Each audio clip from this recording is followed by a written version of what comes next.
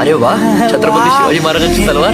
I am grateful PM साहेब, but I don't want. Why not? आमची लायकी नाही शिवाजी महाराजांची तलवार वापस न्यायची. आमच्याकडे गंजून जाईल ती.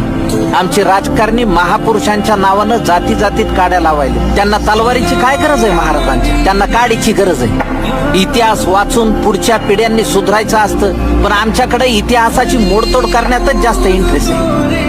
आमच्या महाराजांनी 18 पगड जाती जमातीचे मावळे एकत्र घेऊन स्वराज्य उभं केले.